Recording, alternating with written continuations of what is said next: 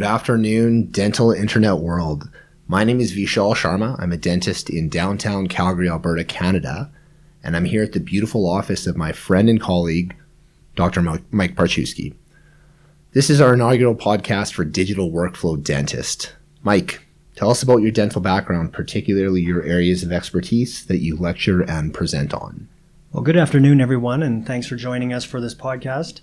As Vishal's mentioned, my name is Mike Parchewsky, dentist in downtown Calgary as well. This is my office here. My main interests really lie in sleep, treatment of sleep apnea, and implant dentistry, implant surgery, those types of procedures. It's great to be here for this podcast, and I'm hoping we'll have many more to come. So, Mike, elaborate as to why we are doing a podcast.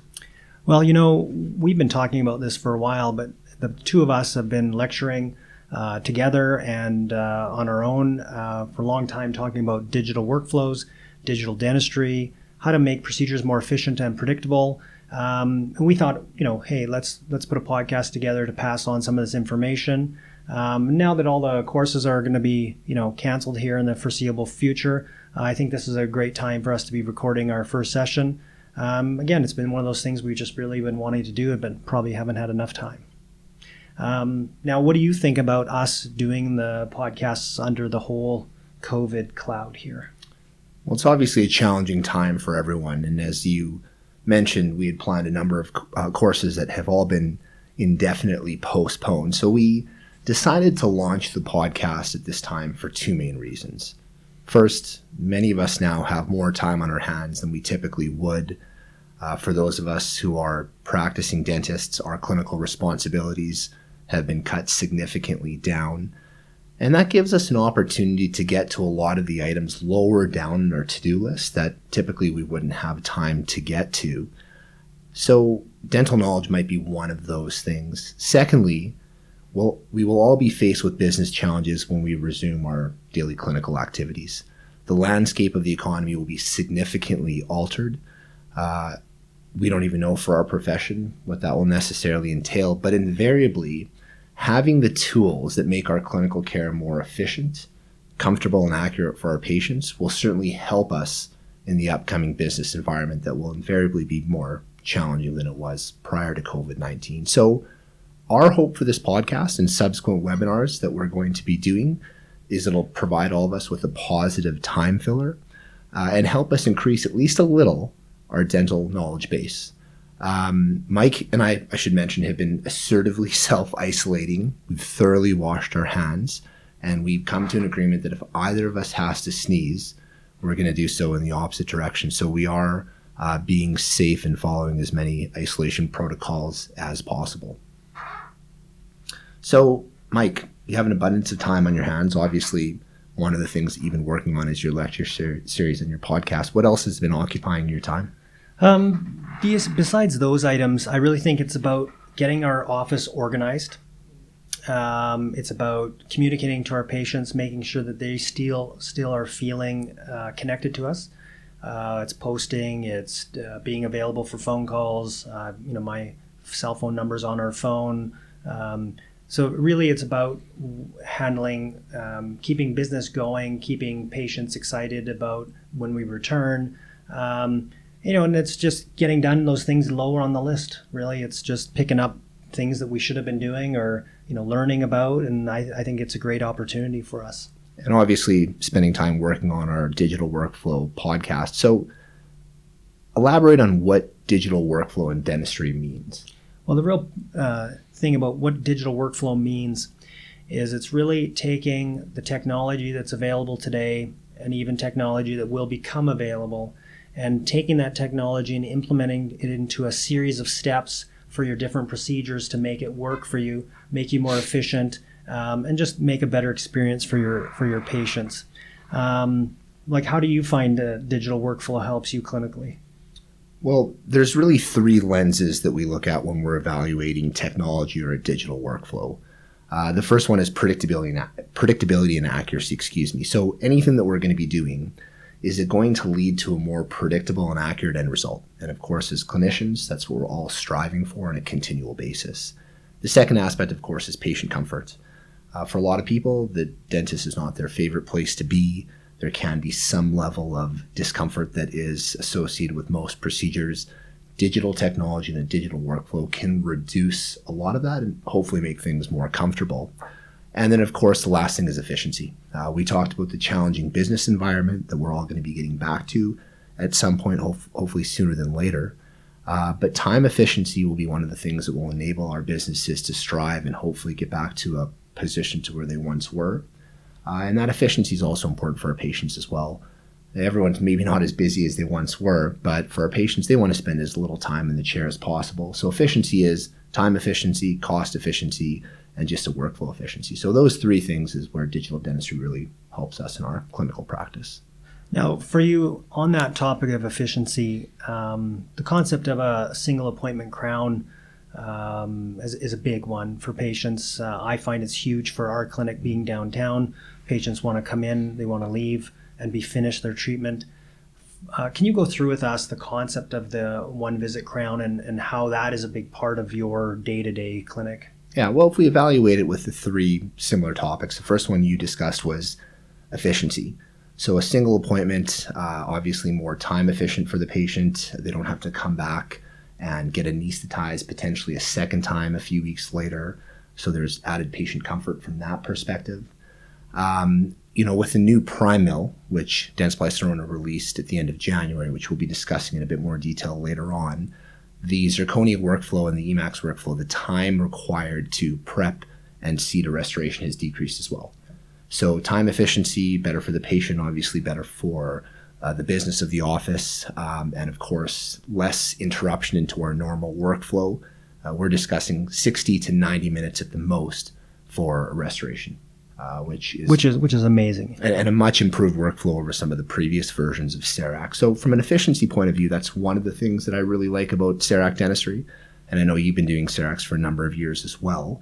From a patient comfort point of view, again, just not having to deal with a temporary crown, no impression materials, no PVS, nothing's going to the laboratory. So it improves from that perspective as well. And then when we talk about predictability and accuracy, the Primescan, of course, is more accurate even than PVS impression. So it's the first digital scanner ever to have more accuracy than a PVS impression. So the accuracy is obviously there. And then the predictability in the end result is also something that I see as extremely advantageous. So when we were in dental school and we were taught to prepare a crown, there was 6 degree, 7 degree axial reduction. You had to have, obviously, a sufficient amount of length for retention form.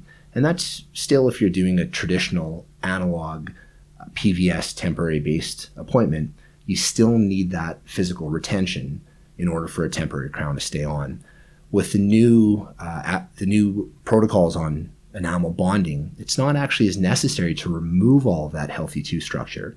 So the way that we're preparing teeth now with Cerec Dentistry is to best enable that crown or that indirect restoration to last for 20 years, not necessarily so the temporary crown can stay on for the next 2 weeks.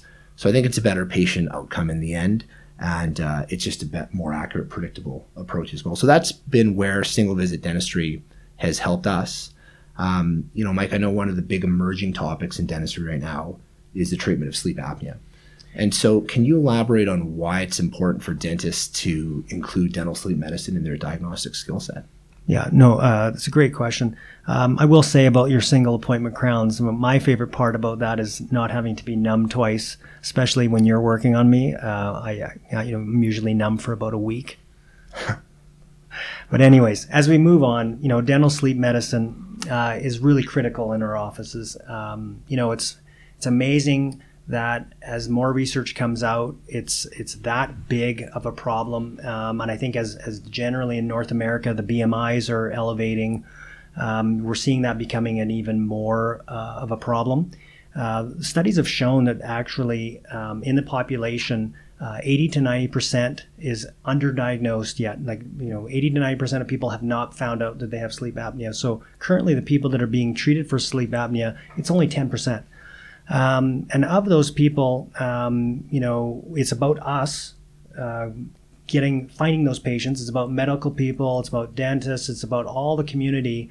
It's about marketing. It's about awareness. It's about public becoming more aware of it being such a problem.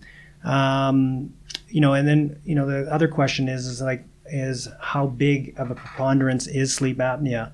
And the studies have shown that it's 20 to 30%. So that means if you have an office of 2,000 patients, you've got about 500 to 600 of those patients that are probably have some sort of sleep apnea or snoring issues or something to do with sleep that we need to be starting to ask questions about. And so just elaborate further on where the digital workflow comes into that level of treatment, from obviously the testing to the implementation of device, if that's what the patient ends up needing.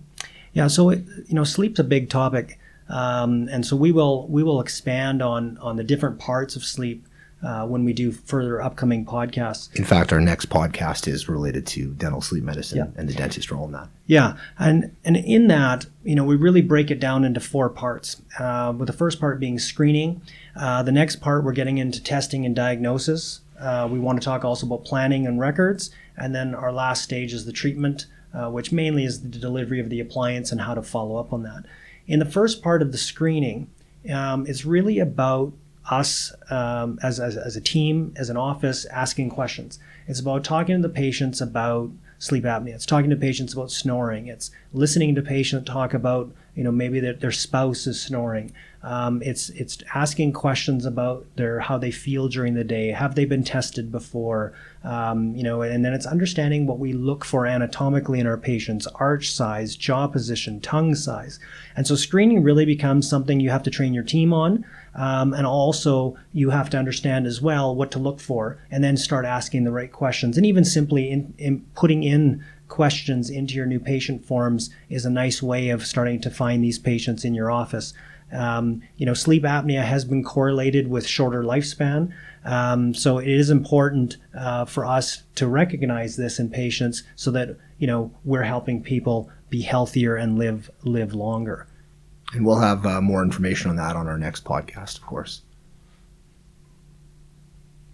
Now, in dentistry, one of the biggest expanders that we have found in dentistry and in orthodontics and is the concept of clear aligners. It's almost, you can't walk around the city. Well, you can't now, but you can't walk around the city and without seeing somebody with aligners in. It's almost become like a fashion statement.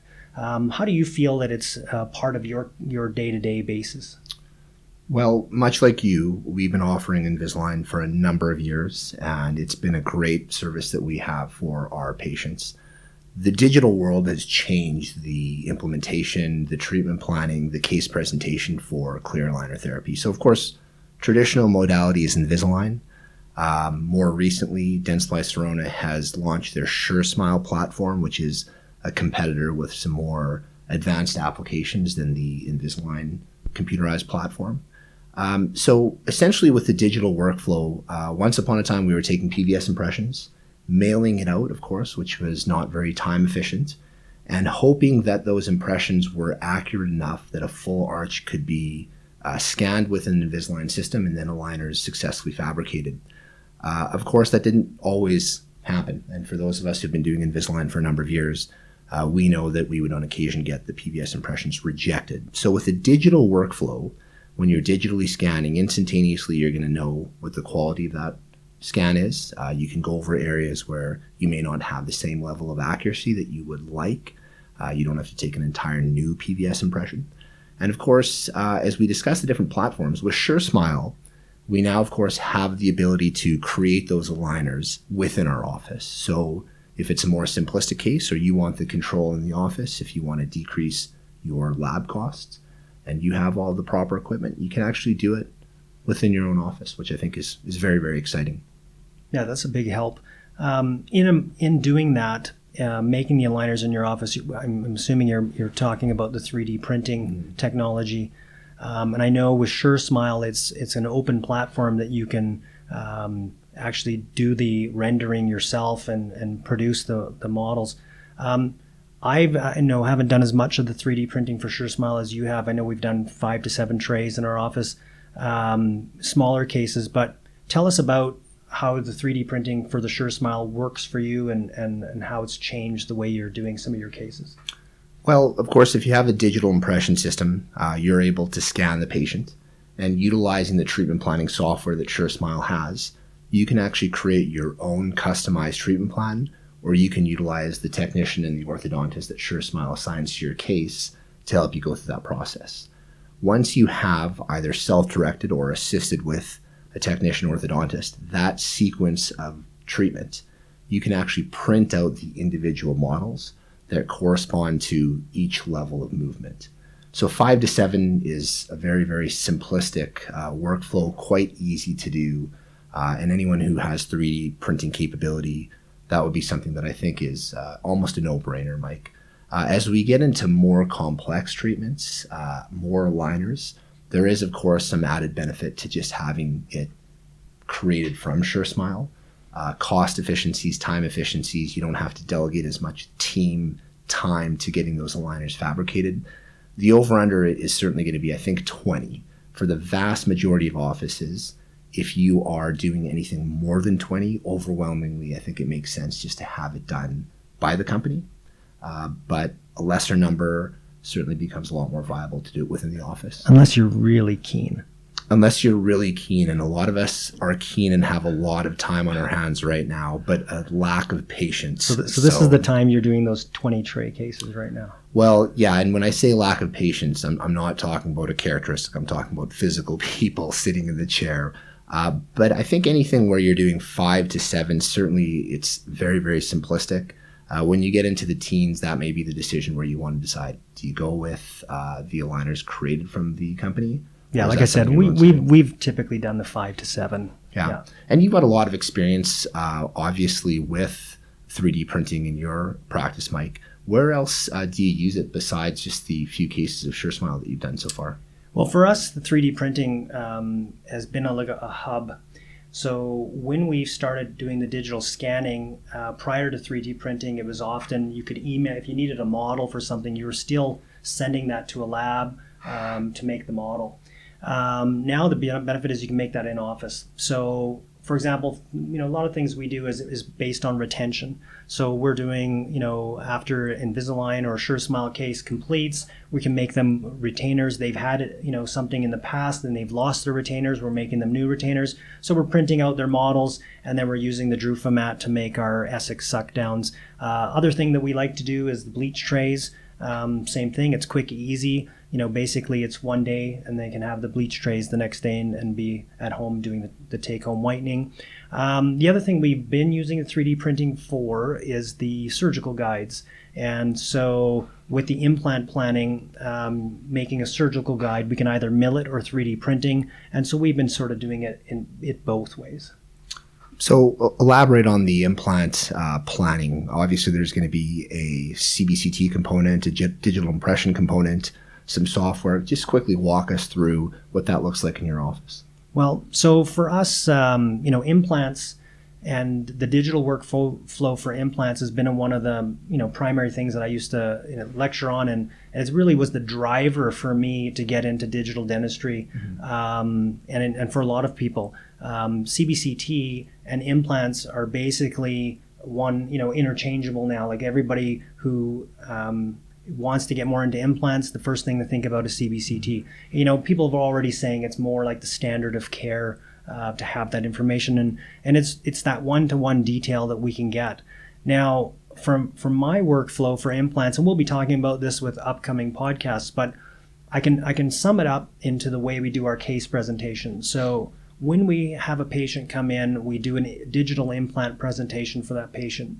So a patient comes in, let's say they're missing 4-6, so they're missing that lower right molar. The assistant will take them into the room.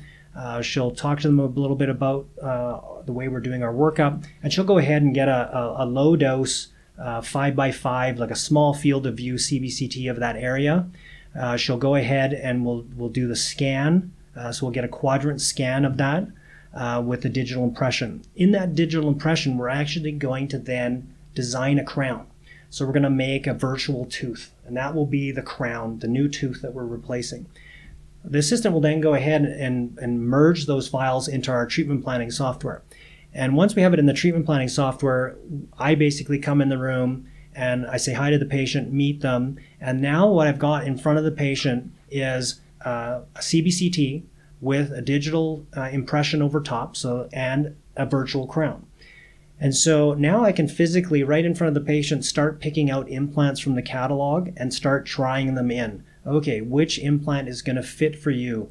By doing that, they're seeing how we're thinking. They're understanding the concept. They're understanding why and where we can put an implant. They understand, we can map the nerve real quick. And all this is done within 15, 20 minutes. And now that patient sees, okay, I can get an implant. There's room for an implant. This is the size of implant we're going to use. This is the position the implant's going to go.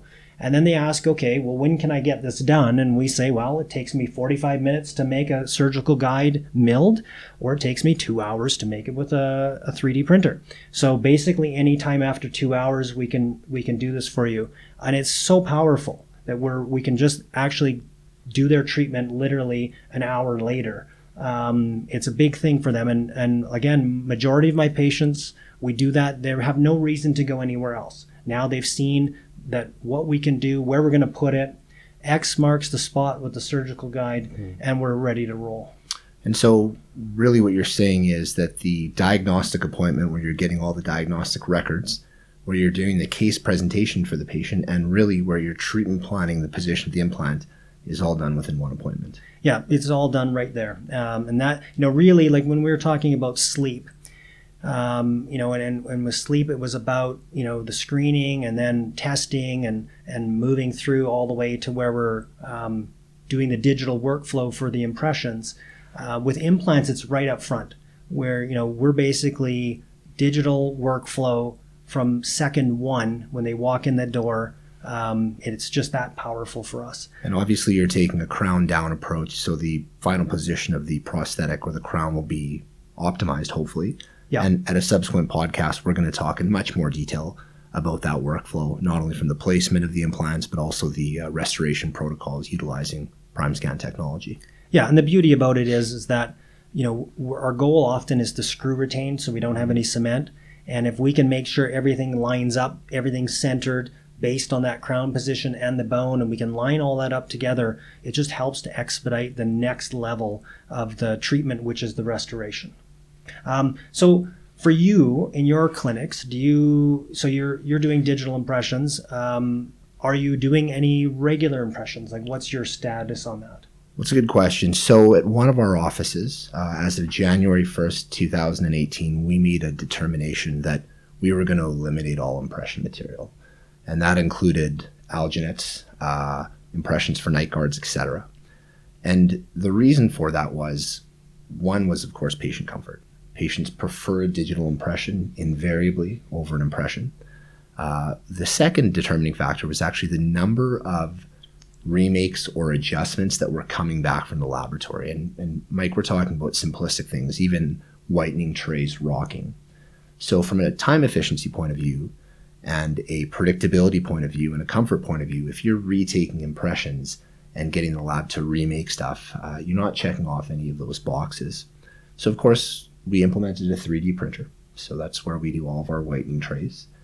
Anything regarding a night guard or a sleep appliance, the fit on these is obviously vastly improved with the digital technology. So it's been just over 2 years at the one office where we're not doing any impressions for anything at all. And it's been something that's been very, very well received, not only with our patients, but of course with the team as well. And then, as you know, more simplistic to send that information to a laboratory as well. Yeah, it's definitely, I think most people don't want the goopy stuff in their mouth. Yeah, and are you using any impression material in your office? We will use impression material, like bite registration material, when we're relining our titration trays, which we'll talk about in the sleep apnea podcast. But beyond that, not really. It's really, everything is all digital. Just like, it's so seamless. And with the Primescan, it's so fast that, you can really take care of most of your patients in 3-4 minutes. Yeah, it's almost ridiculous. It used to be with the previous versions of the imaging, it would take a little bit longer. And so there would be an argument from the people that I can do a polyvinyl much faster than you can scan. I think that table has turned. Totally, yeah. Even from a perspective where if you're very efficient with it, probably faster than an alginate sets and the cleanup for an alginate. And you've got a much more accurate end result with that Primescan as well. Yeah. Now, in amongst the family of the Primescan now, they've launched the Primemill, and you were involved in the launch and being a mentor on that technology. Tell us a bit about the Primescan or the Primemill and what does it change for us? Yeah, well, I was fortunate enough to travel to Berlin at the end of January with Dentsply Sirona, where they launched their Primemill, and it's the new evolution of their in-office milling technology. You've been a Cerec user, as I alluded to before, for a number of years, so you and I are quite accustomed to the MCXL. The Primescan is the next version of that. It's much faster and more accurate when we're talking about doing zirconia or Emax. So when we're talking about the accuracy and the time efficiency, it's a significant improvement from that perspective. And the Primemill is what enables us to decrease that workflow of a zirconia restoration to 60 minutes. With the MCXL, it's just not possible from a timing perspective. The other thing that you're going to find really exciting about this is Primemill will have titanium milling capabilities. Obviously, it's going to be a different set of burrs than we utilize for zirconia or for Emax or glass-based materials. But that capability is going to enable us to have more predictability with our implant workflow. At one of our future topics, we're going to be discussing stock tie bases versus custom titanium abutments and when to go from one direction to the other. Now that we're able to internalize this workflow within the office in the foreseeable future, that conversation is not going to be as applicable anymore. So for those who are not in the Cerec world, the reduced time restraints on the Primemill enable us to deliver a single unit crown in about the same time as if we're temporizing, taking a PVS impression, etc., which is very, very powerful. And then, of course, for those of us who are in implant dentistry, just the future capabilities on customizing titanium abutments is very powerful as well. Yeah, I think from my perspective, the tie bases has a place, but to me, it's a limited place. I'm a big proponent of Atlantis abutments. Mm-hmm. I'm a big proponent of digitally seeing the gingiva architecture and designing it that way. And now what we're basically, like Atlantis abutments to me is a slam dunk. And now where we're talking about being able to custom make, you almost makes tie bases just not that critical in your treatment planning, because now you can make a custom titanium abutment, right there. It's pretty incredible, Yeah, much like with SureSmile, you have the option of still sending it to an outside laboratory to create the device, or you can internalize it. And it's nice in dentistry to have that option. Which one of the things that ties in with implant dentistry, Mike, is CBCT. And obviously you're an avid user for that in a variety of different treatment mechanisms. Can you enlighten us just very quickly as to where you use CBCT in your office? Well, CBCT is really sort of that hub.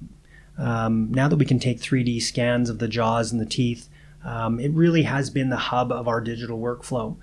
From implants to analyzing sinuses to bone grafting to bone size of bone, and being able to measure in that one-to-one mode, it's really been critical. You can look at the airway, you can look at pathology, you can look at the sinuses. It gives us so much more information than we've ever had before. And I find it's nice because you can actually, you'll have missed things before with patients, and all of a sudden you take one of these and you're like, oh, that endo's failing.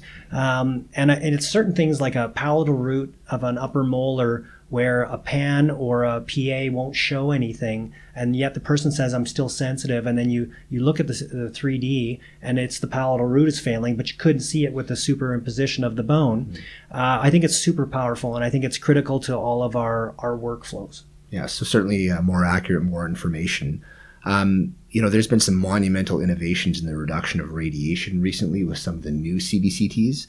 And at some of our future podcasts, especially the ones related to implant dentistry, we're going to have some more information. And on that, I'm going to invite all of you to join us for our next podcast. Will be the dentist role in the treatment of sleep apnea. Yeah, thanks again for everybody for joining us. Thanks again to Dr. Sharma for coming in.